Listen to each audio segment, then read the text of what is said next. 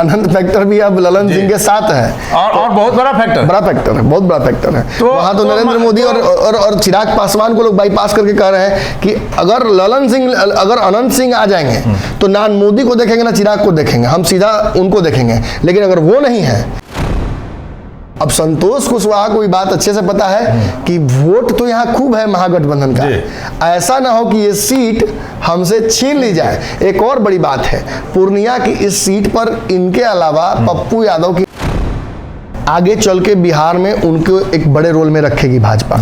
बनिया समाज को नाराज नहीं कर सकती है भाजपा, ये कोर वोटर भाजपा का शुरू से ही रहा है। फिर से आ रहे हैं तो 3-33, देखिए कितना का अंतर है।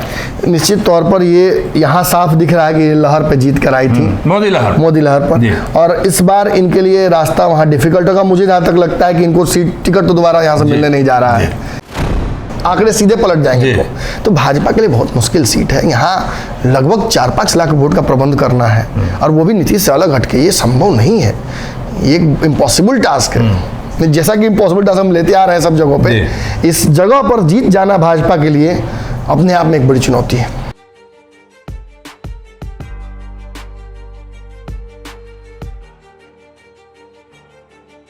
नमस्कार, पंचनामा में आपका स्वागत है। आज हम बिहार की उन 8 सीटों का जिक्र करेंगे जो एनडीए के लिए काफी मुश्किल भरा हो सकती है, क्योंकि पिछले बार का समीकरण और इस बार के समीकरण में काफी अंतर है। आपको याद होगा कि पिछले बार मुख्यमंत्री नीतीश कुमार जहां बीजेपी के साथ थे, एनडीए के साथ थे, इस बार मुख्यमंत्री नीतीश कुमार आरजेडी के साथ है, कांग्रेस भी उनके साथ है। वैसे में जब माना जाता है कि गृह मंत्री अमित शाह, जो कि देश की राजनीति के चाणक्य कहे जाते हैं, बिहार में उनकी बुद्धि क्यों नहीं चलती है। बीजेपी के राष्ट्रीय अध्यक्ष जेपी नड्डा जो यहाँ की व्यवस्था सही नहीं कर पाते हैं, जिसके कारण उन्हें प्रधानमंत्री मोदी से भी झड़प सुनने को मिलती है। वैसे में लगातार बीजेपी के बड़े स्तर के नेता, गृह मंत्री, उनके राष्ट्रीय अध्यक्ष अगर बिहार आते हैं तो निश्चित तौर पर कोई बड़ी बात है, और जो सीट जीता हुआ है वही सीट भारतीय जनता पार्टी के लिए इस बार समस्या क्रिएट कर सकती है। शाह और नड्डा का मिशन इम्पॉसिबल, इन्हीं सीटों पर हम बात करेंगे। चुनाव से पहले नीतीश कुमार की जीत क्यों है फिक्स? नमन जी, शाह जी का यहाँ पर नहीं चल पाता है, अमित शाह का क्या? पूरे देश में अमित शाह को चाणक्य आप कह सकते हैं, लेकिन बिहार में चाणक्य एक ही है, वो नीतीश कुमार है। हमने बहुत बार नीतीश कुमार को ये कहा है कि आप मोदी से अलग हट जाते हैं तो आपकी हैसियत कुछ नहीं रहती है, लेकिन सच्चाई ये नहीं है, ये सिक्के का एक पहलू है। दूसरा पहलू ये है कि बिहार में नीतीश से अलग हटने के बाद भाजपा विपक्ष के लायक भी नहीं रह पाती है। सच पूछिए तो आज भी नीतीश कुमार के खिलाफ भाजपा को बोलने के लिए सोचना पड़ता है। आज ही 1600 करोड़ का एक मामला आया उनके सांसद पर, एम्बुलेंस घोटाला, जहानाबाद के सांसद। भाजपा तो अब तक कुछ नहीं बोली है इस पर, क्योंकि जब ये फैसला हुआ था उसमें भाजपा साथ थी। तो नीतीश ने बड़ा अच्छे तरीके से बिहार की राजनीति को फंसा दिया है। वो उनके आसपास ही घूमता रहता है।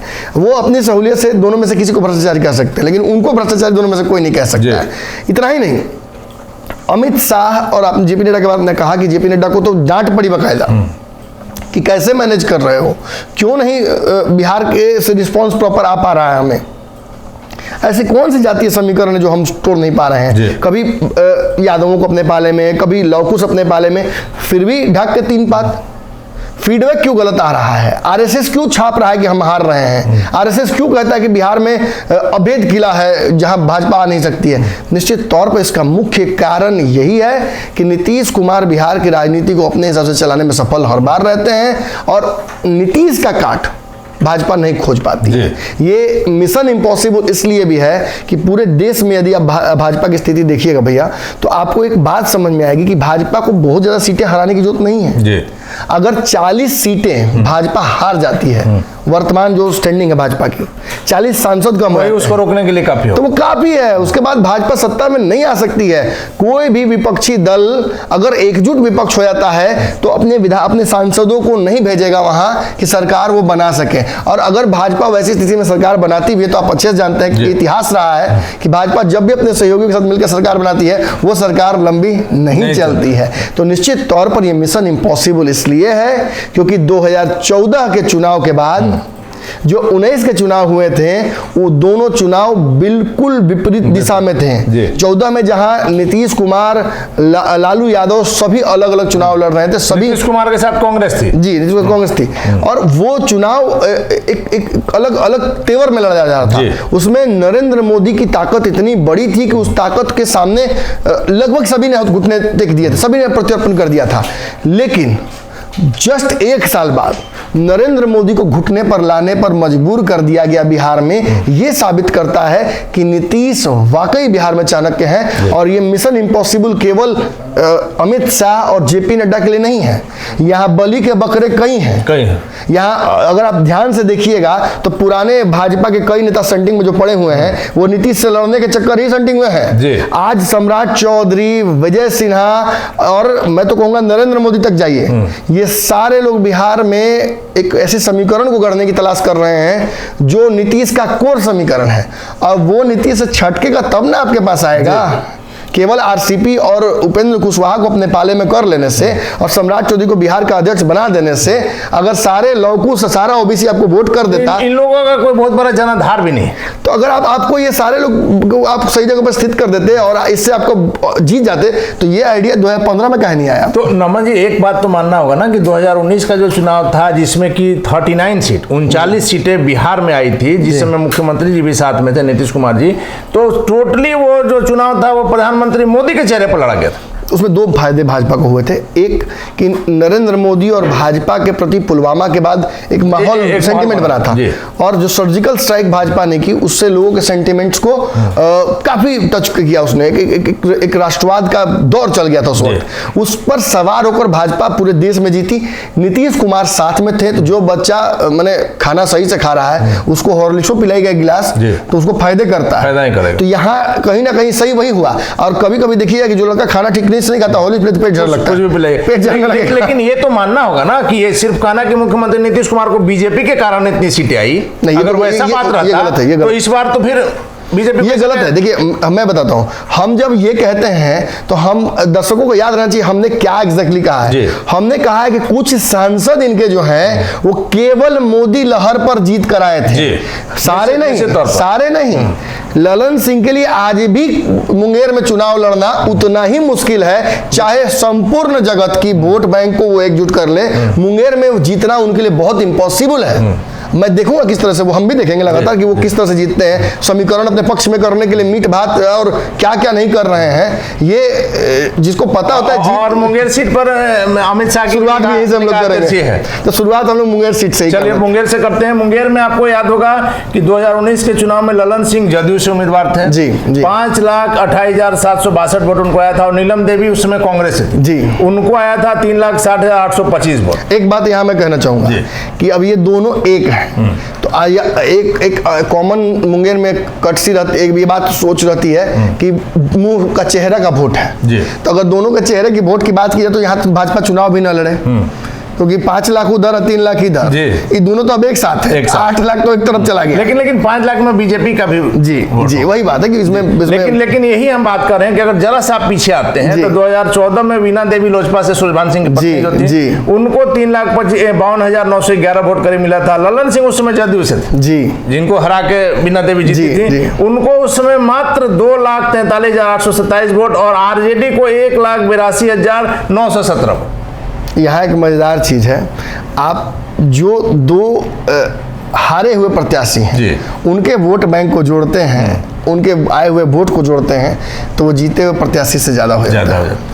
तो अब तो ये दोनों साथ हैं, तीनों कहिए आप, तीनों साथ है निश्चित। कांग्रेस भी है, कांग्रेस का भी कुछ जनाधार है, मान लीजिए कि हल्का ही जुड़ रहा है। मुंगेर में कांग्रेस है तो तभी तो वीना देवी को वहां वोट आया उस समय जब 3,60,000 अगर आया तो निश्चित तौर पर कांग्रेस का जनाधार। इस बार मान लीजिए कि 1,60,000 अगर वोट आता है। एक खास बात यहाँ ये है कि यदि हम यहाँ देखते हैं कि ललन सिंह जो कि 2,40,000 के आसपास वोट लेके आए थे, और प्रगति मेहता लगभग 1,80,000 वोट लेके आए थे, तो ये 14 की स्थिति है। और 14 में भाजपा के खिलाफ चुनाव लड़ा गया था, तो अब फिर भाजपा अब 14 वाली परिस्थिति फिर है, प्लस कांग्रेस भी इसमें है। तो अगर इस वोट बैंक को आप जोड़ते हैं तो आप साफ देख सकते हैं कि जो जीता वो प्रत्याशी 14 का था, उससे कहीं ज्यादा वोट आया था। और एक और बात है कि इससे भी ज्यादा वोट वो प्रत्याशी लेकर आया था जो वहां से चुनाव लड़ा था पिछली बार एनडीए में, यानी जदयू के सीट से ललन सिंह। तो कहीं ना कहीं इसमें बहुत बड़ा एक अंतर पड़ जाता है, 4,26,000 वोट। तो मुंगेर में इसी से तो अमित शाह की निगाह है, वहां अमित शाह इसी के लिए वहां 29 तारीख को आ भी रहे हैं। देखिए, आपको याद होगा हमने बहुत पहले ही पंचनामा में ये बात कह दी कि 2-3 सीटों पर तो अमित शाह एकदम अड़ गए हैं कि जदयू लड़े, कांग्रेस लड़े, कोई भी लड़े, उन सीटों पर तो हराना ही है। ये नाक की बात है। ललन सिंह ने, लेकिन नीतीश ने कुछ नहीं कहा। नरेंद्र मोदी ने कहा कि नीतीश कुमार एक सच्चे समाजवादी हैं, परिवारवाद से दूर रहते हैं, उनसे बढ़िया एग्जाम्पल समाजवाद का नहीं हो सकता था। बिहार में सरकार गिराते नीतीश कुमार, गिराते किसके कहने पर है? ललन सिंह पर। ललन सिंह क्यों नाराज है? क्योंकि ललन सिंह को मंत्री नहीं बनाया।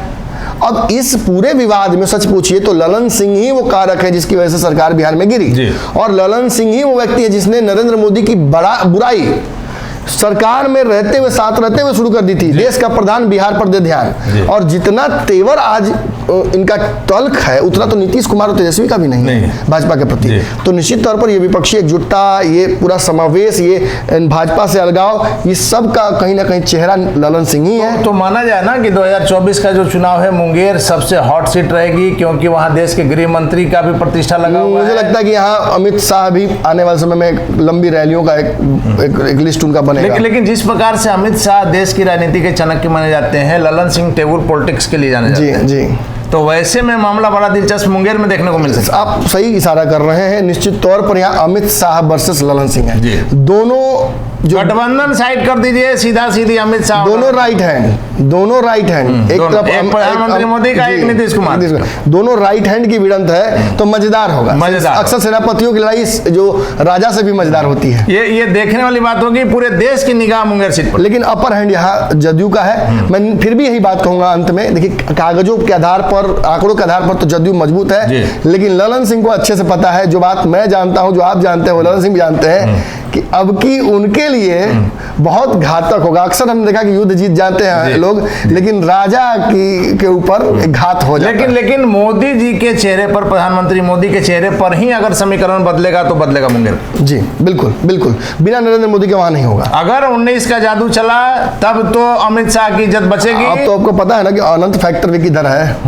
अनंत फैक्टर भी अब ललन सिंह के साथ है, और बहुत बड़ा फैक्टर है, बहुत बड़ा फैक्टर है। तो वहां तो नरेंद्र मोदी और चिराग पासवान को लोग बाईपास करके कह रहे हैं कि अगर अगर अनंत सिंह आ जाएंगे तो ना मोदी को देखेंगे ना चिराग को देखेंगे, हम सीधा उनको देखेंगे। लेकिन अगर वो नहीं है तो लेकिन नमन जी बड़ा दिलचस्प है कि कहा जाता है कि, मैं उदाहरण के तौर पे देखते हैं लोग, जो व्यंग कसता है कि पाकिस्तान में भी अगर सरकार बनानी हो तो अमित शाह को बुलाइए। आपने पिछले कई राज्यों में देखा होगा कि सरकार बनानी है या गिरानी हो तो अमित शाह को बुलाइए, और अमित शाह बिहार में सारा बुद्धि उनका फेल हो जा रहा है। जी बिल्कुल, निश्चित तौर पर फेल होने का कारण भी है। आप अगर 14 की परिस्थितियों को मुंगेर में देख रहे हैं तो आपको समझ में आ जा रहा है। अब हम बढ़ते हैं नवादा की तरफ, धीरे धीरे हम बता देंगे कि नवादा की ओर अगर आप आ रहे हैं तो चंदन सिंह सुरभान सिंह के भाई हैं, लोजपा से, तो उसमें लोजपा एक थी, तो उस समय उनको मिला है आपको 5 लाख के आसपास मिला है, और विभा देवी जो आरजेडी से थी, काफी अंतर है, 3,47,000 के आसपास। और यही अगर आप आ रहे हैं 2014 में तो गिरिराज सिंह जो फायर ब्रांड नेता कहे जाते हैं, जिनको वहां से हटाएगा था, रात बेगूसराय भेजा गया था, उस समय देखिए कि 3,90,000 के आसपास। राजवल्लभ यादव आरजेडी के विवादास्पद हमेशा से रहे हैं, 2,50,000, और कौशल यादव जदयू से 1,68,000 का। जी, तो यहाँ भी तो वही समीकरण आ रहा है। मतलब जितने वोट से लाकर वो जीते थे, उससे ज्यादा वोट राजद और जदयू मिलकर हार कर लाई थी।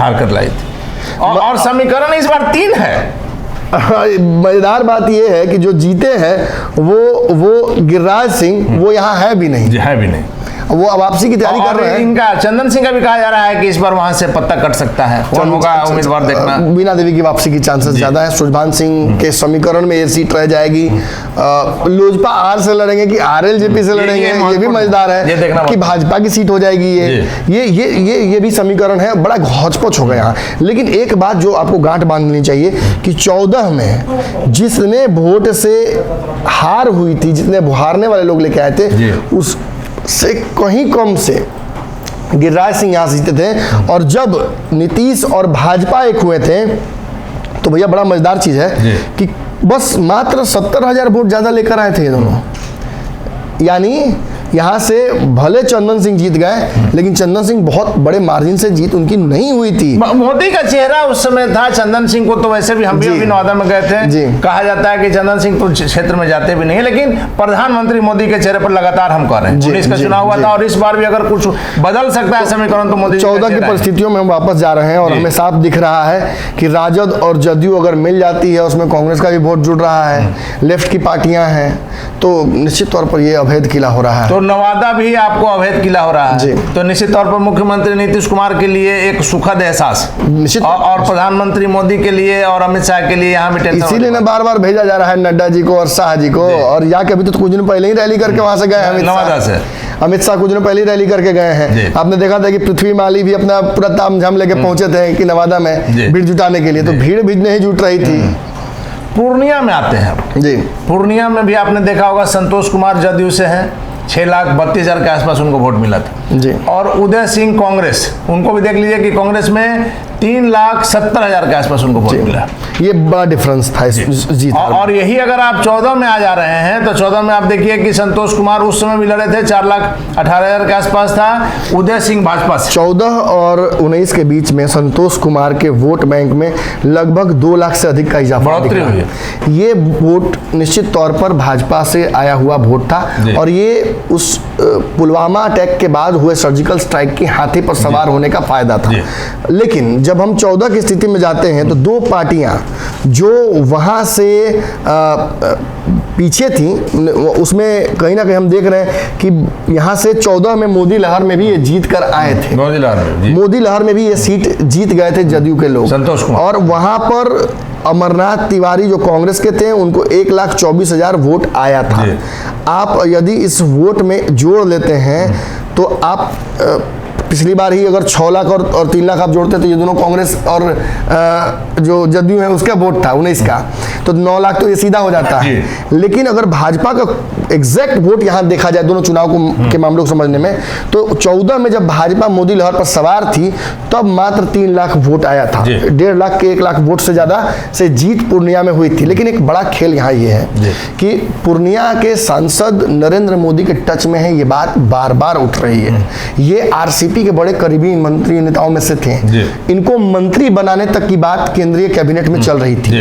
इन्हीं की जगह कहा जाता है कि जो 2 मंत्रिमंडल की मांग की गई थी, एक ललन सिंह के लिए और एक संतोष कुशवाहा के लिए, ताकि वो समीकरण भी बंधा रहे। लेकिन आरसीपी सिंह जब खुद बन जाते हैं तो वो 2 संभावना एक साथ समाप्त करते हैं।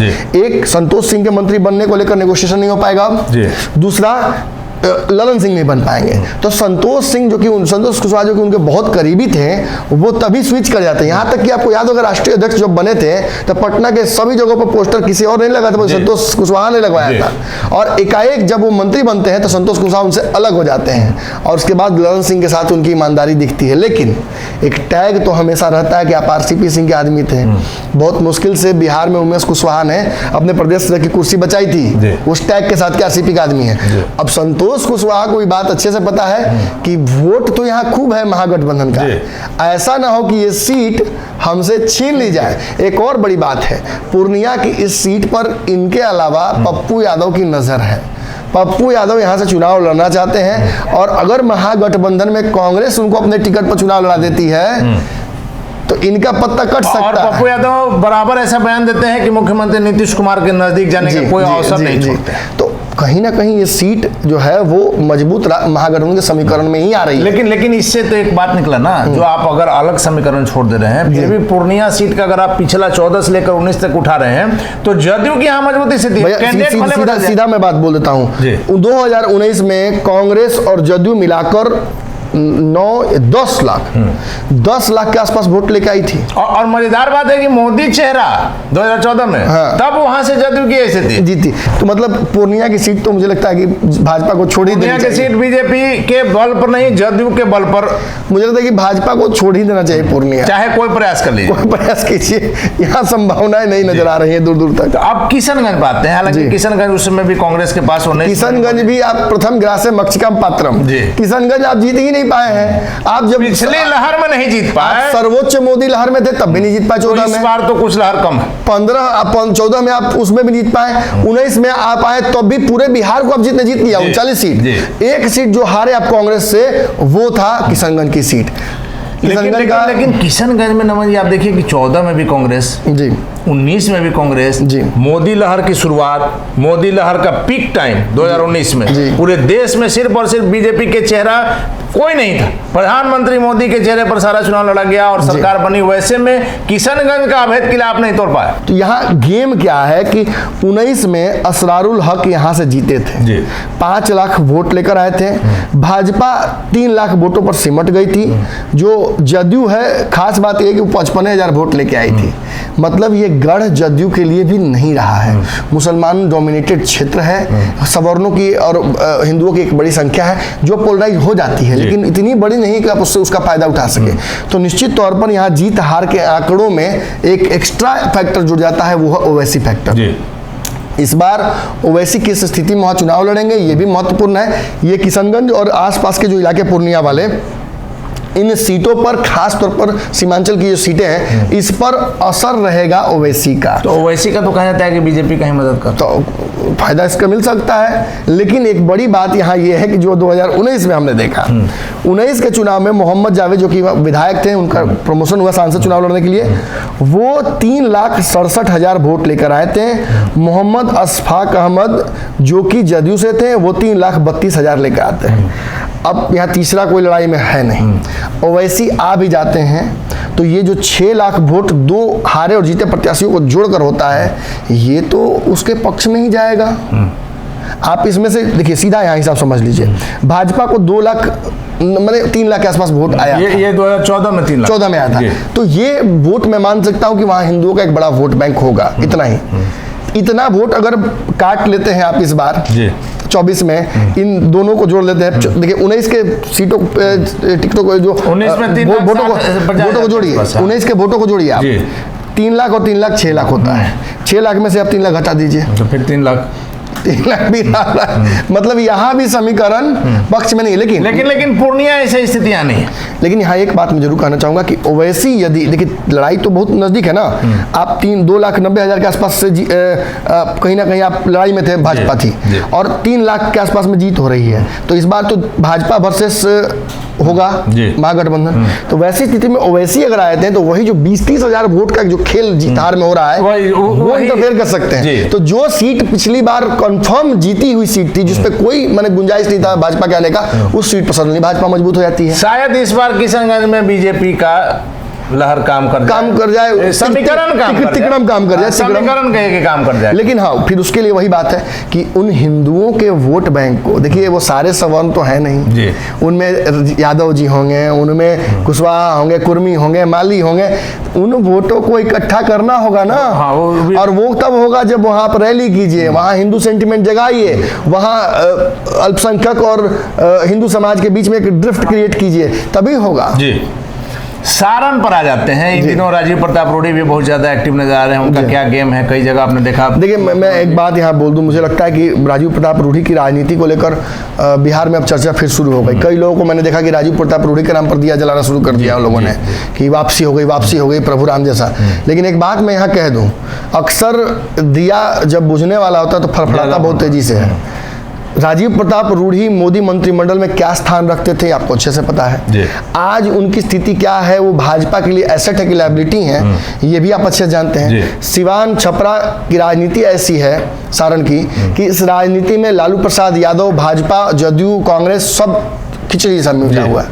ये एक ऐसा क्षेत्र है जहां लालू यादव का प्रभाव कभी समाप्त नहीं हो सकता है। भाजपा के नेता भी लालू यादव के प्रभाव से ही जीतते हारते हैं, ये सच्चाई है, इसमें कोई दुराई नहीं है। जिस जगह पे राजीव प्रताप रूढ़ी के हाथे में एम्बुलेंस रखा हुआ था, उसमें केवल राजीव प्रताप रूढ़ी नहीं फंस रहे थे पप्पू यादव के करने से, बल्कि राजद के लोग भी फंस रहे थे।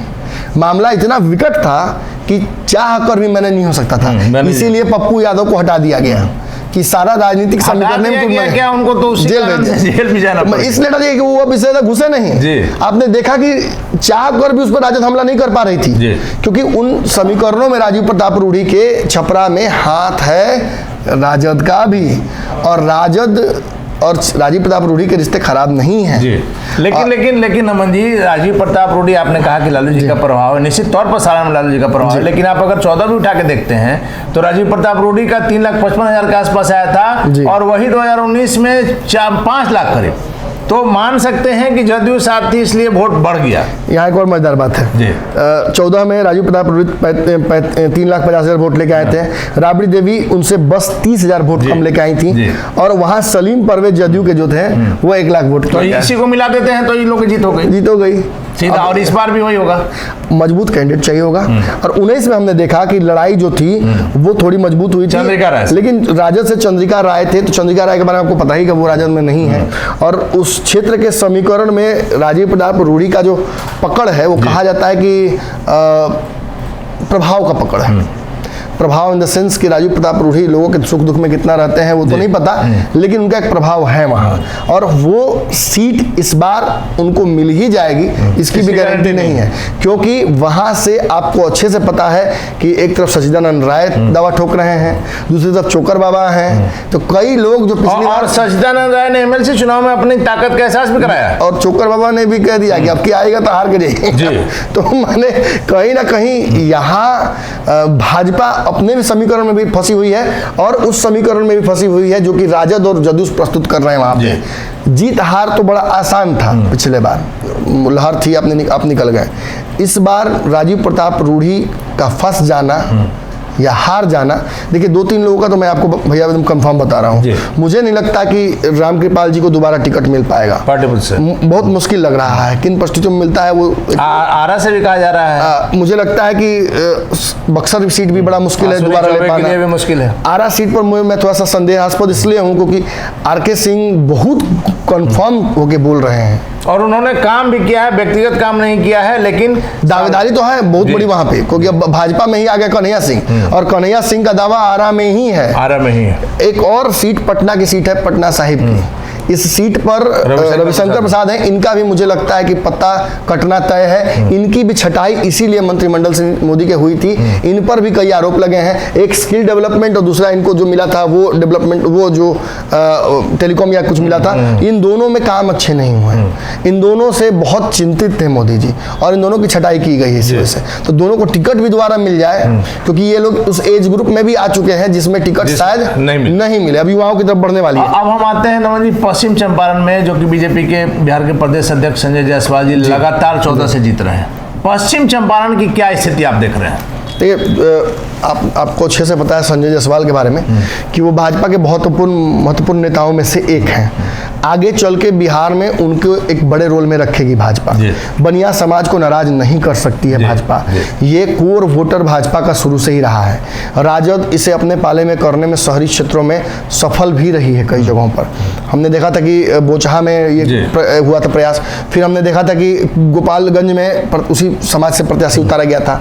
और इनको प्रदेश अध्यक्ष पर कुछ दिनों तक एक्सटेंशन मिलना, फिर इन्हें छोटे दलों की जिम्मेवारी दे देना। आपको पता होगा अभी भी कि पृथ्वी माली की पार्टी संजय जायसवाल के टच में है। आपको पता होगा बिहार में एक निषादों की नई पार्टी बनी है बीएसपी, वो भी उनके टच में है। कुछ और छोटी पार्टियों की भी जिम्मेवारी उनको दी गई है। उपेंद्र कुशवाहा संजय जायसवाल के माध्यम से ही मिल जाते हैं, उपेंद्र कुशवाहा अमित शाह से। आपने देखा कि मुकेश सहनी की एकमात्र पैरोकारी करने वाले संजय जायसवाल ही हैं। यानी कहीं ना कहीं छोटे दलों को साथ लेकर चलने की जिम्मेवारी दे दी गई है उनको। और आपने कल ही परसों देखा कि पृथ्वी माली की पूरी टीम लगातार चंपारण बेतिया में घूम रही थी, वो इन्हीं के लिए क्षेत्र रक्षण और कहा जा रहा है कि घर घर घूमेगी जी। तो और बिना शर्त बीजेपी के साथ है। संजय जायसवाल के पास वोट तो है, संजय जायसवाल के पास मोटिव भी है, लेकिन अब आंकड़े देख लेते हैं कि आंकड़े में कहां तक वो टिकते हैं। आंकड़े अगर आप देख रहे हैं तो पश्चिम चंपारण 2014 में संजय जायसवाल 3,71,000 समथिंग थे जी। और प्रकाश झा फिल्म मेकर, प्रकाश झा बड़ी हस्ती माने जाते हैं, जदयू से थे 2,60,000 के आसपास। और रघुनाथ झा अब तो पुराने नेता है आरजेडी के, 1,21,000 यहाँ भी। लेकिन आप जोड़ते हैं तो यहाँ भी फिर जीत हो जाएगी। यहाँ भी 10,000 20,000 से जीत का आंकड़ा हो जा रहा है। लेकिन ये 19 में क्या बदला? 19 में संजय जायसवाल 6 लाख वोट लेके आते हैं और ब्रजेश कुशवाहा जो कि आरएलएसपी के थे जी 3,09,000 वोट लेके आते हैं। ये उस दौर के महागठबंधन की ये सीट थी। निश्चित तौर पर आरएलएसपी अपने दमखम को नहीं दिखा पाई थी। आरएलएसपी को पूरी तरीके से महागठबंधन का वोट भी नहीं मिला होगा। तो 3 लाख का जो आप आंकड़ा देख रहे हैं जीत हार के बीच में, वो दरअसल बहुत नैरो आंकड़ा है। उसमें आप अगर ये सीट राजद के पास गई होती तो बात अलग होती। एक लड़ाई अलग तरीके से देखिए। कांग्रेस की भी सीट ये ट्रेडिशनली थी, आपको पता होगा। तो मुझे लगता है कि इस सीट पर आरएलएसपी से बेहतर प्रदर्शन कोई और पार्टी कर सकती थी उस दौर में अगर मिला होता तो। संजय जायसवाल के पास बाकी जो आंकड़ा है जीत हार का वो साफ दर्शाता है कि मोदी लहर भी थी और इन्हें फायदा भी हुआ अपने वोट बैंक से।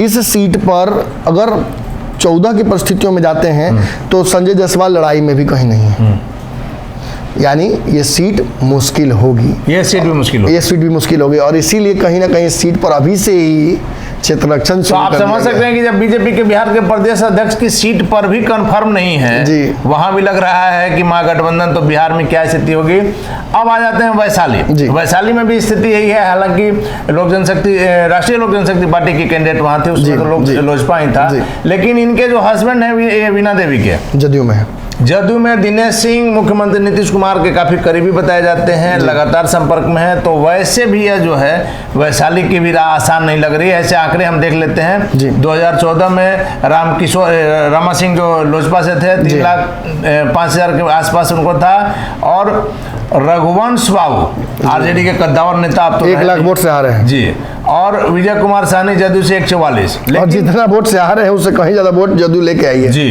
अब आ जाइए तो वीणा देवी यही जो 3 लाख के आसपास आई थी, 5,68,000 68,000 5,68,000 उस समय लाई है 2019 में। और रघुवंश सिंह फिर से आ रहे हैं तो 3,33। देखिए कितना का अंतर है। निश्चित तौर पर ये यहाँ साफ दिख रहा है कि लहर पे जीत कर आई थी, मोदी लहर पर, और इस बार इनके लिए रास्ता वहाँ डिफिकल्ट होगा। मुझे जहाँ तक लगता है कि इनको टिकट तो दोबारा यहाँ से मिलने नहीं जा रहा है, ये मुझे कंफर्म लग रहा है कि यहाँ से इनको टिकट दोबारा मिलेगा नहीं, कैंडिडेट तो बदलेगा यहाँ पे। हो सकता है कि ये वहाँ से महागठबंधन के प्रत्याशी बन जाए, इसके प्रबल चांसेस। तो अगर महागठबंधन की बनेंगी तब क्या स्थिति होगा, क्योंकि दिनेश सिंह का अपना वर्चस्व है यहाँ पे। अगर महागठबंधन की प्रत्याशी बन जाती हैं तो जो इनकी एक प्रबल हार की संभावना थी वो प्रबल जीत में तब्दील हो सकती है, सीधा यूटर्न हो जाएगा। और नेता इसके लिए जाने भी जाते हैं, और पुराने नेता रहे दिनेश सिंह, पटना एयरपोर्ट पर धराए, कोई जाना क्या हुआ, उन्होंने तो बोल्डली कहा कि पैसा वो पहुंचा जाएगा। आपने देखा है। और यहाँ जो प्रत्याशी हारे थे 14 में उनके वोट को ही जोड़ देने से जदयू राजद के जीत हो जाती है, तो अब इसमें कुछ बोलने लायक नहीं बचा है। अब आखिरी सीट जो हमारी बच गई है झंझारपुर, जहां पर 24 तारीख को बीजेपी के राष्ट्रीय अध्यक्ष जेपी नड्डा की सभा होने वाली है। झंझारपुर सीट भी कितना महत्वपूर्ण आप समझ सकते हैं कि लगातार जेपी नड्डा 23 तारीख को महागठबंधन की बैठक है और 24 तारीख को जेपी नड्डा आ रहे हैं। झंझारपुर के बारे में क्या कहें?